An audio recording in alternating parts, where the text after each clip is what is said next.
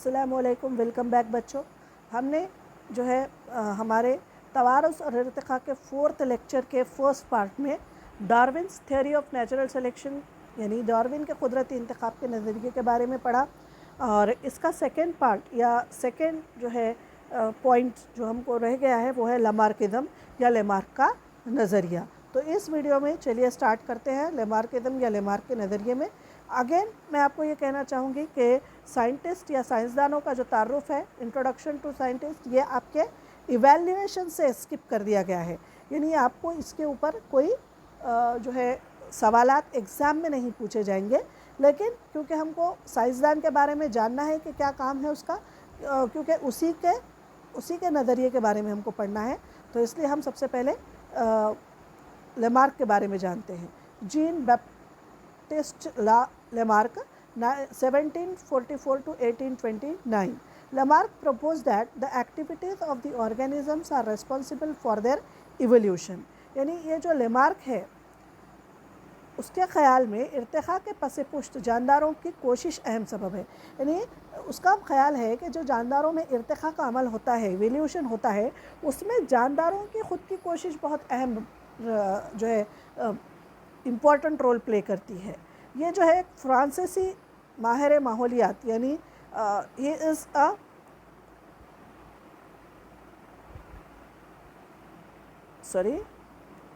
ये जो है एक फ्रांसीसी साइंसदान है जो एक्सपर्ट है माहौलियात का।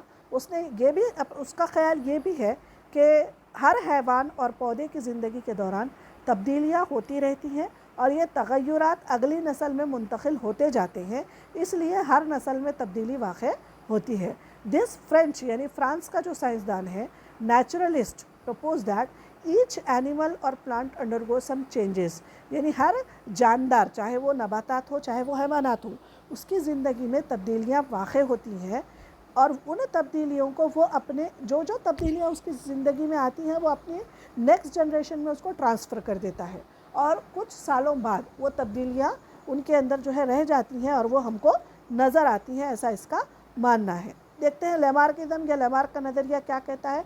यह साइंसदान लेमार्क, देखते हैं उसका जो है Lamarck propose that the activities of the organisms are responsible for evolution, यानी जानदारों की जो हरकत है या उनके अंदर होने वाली जो तब्दीलियां हैं वो उसके ख़ुद की एक्टिविटीज़ या सरगर्मियों पर मबनी होती हैं और इसी वजह से उसकी थ्योरी या नज़रिए को प्रिंसिपल ऑफ यूज़ और डिसयूज़ ऑफ ऑर्गन, यानी किसी भी उज़ू का इस्तेमाल या गैर इस्तेमाल, किसी का इस्तेमाल करना या इसको इस्तेमाल ना करने के ऊपर जो है यह थ्योरी मबनी है, ऐसा कहा जाता है। और उसके सपोर्ट ने उसने कुछ एग्जाम्पल्स पेश किए।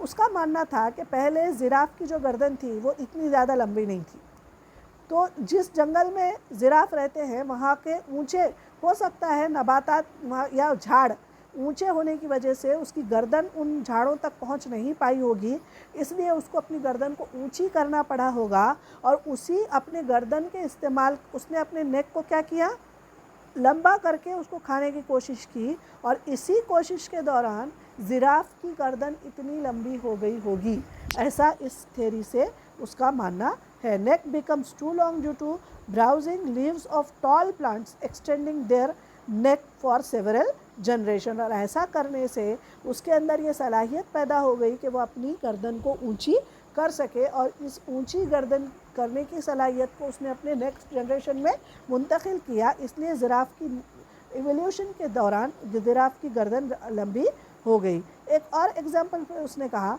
Shoulders became strong due to frequent hammering movement. Iron smith यानी जो लोहार है वो घन मारता है, यानी वो जो है हथौड़े से ज़रब मारता है लोहे के ऊपर, इसकी वजह से उसके कंधे शोल्डर्स मजबूत हो गए होंगे। ये भी जो है ये खुसूसियत उसने कहा कि वो अपने जो है नए जनरेशन में लोहार का बेटा, पहले ज़माने में होता था कि जो पेशा था वो नस्ल दर नस्ल चलता था, तो लोहार का बेटा लोहार हुआ करता था। ये पुरान जब ये लेमार्क के ज़माने की बात चल रही है, तो उसने उस हिसाब से उसने वो एग्जाम्पल दिया। और wings have become weak due to no use, किसके, ऑस्ट्रिच और ईमो जैसे जो परिंदे होते हैं ये उड़ नहीं पाते, تو اس کے وزن ہونے کی وجہ سے وہ اپنے پروں کا استعمال، انہوں نے کوشش ہی نہیں کی اڑنے کی، وہ زمین پر ہی چلتے رہے، اس لیے ان کے پنکھ کمزور ہو گئے اور وہ کبھی اڑ ہی نہیں پائے، ایسا جو ہے لیمارک کا کہنا ہے۔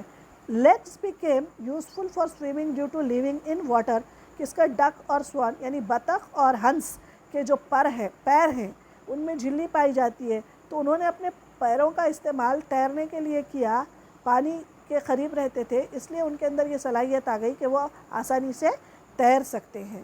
تو on the basis of these examples 2 points are there in the theory of Lamarck, that is لیمارکزم۔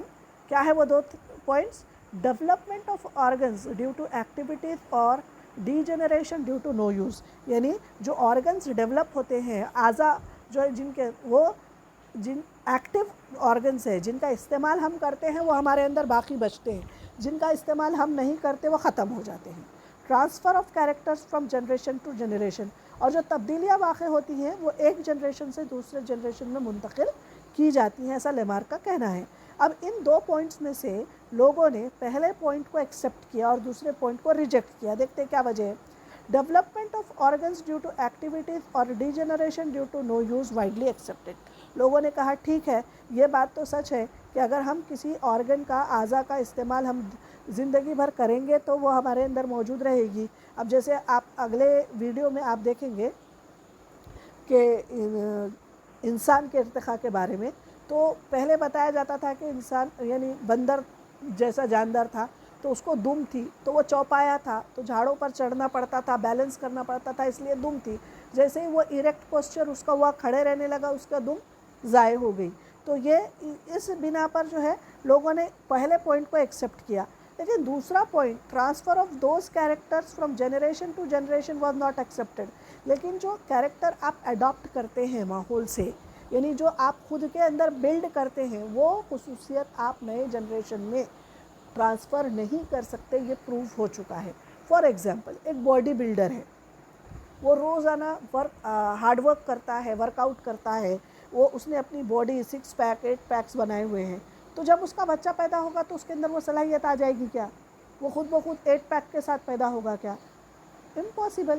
یعنی یہ جو اس نے اپنی باڈی بلڈ کی ہے، یہ اس نے اپنی خصوصیت اپنے اندر پیدا کی ہے ماحول کے حساب سے، اس نے محنت کر کے، لیکن یہ جو خصوصیت ہے، یہ خصوصیت کیا ہو سکتی ہے؟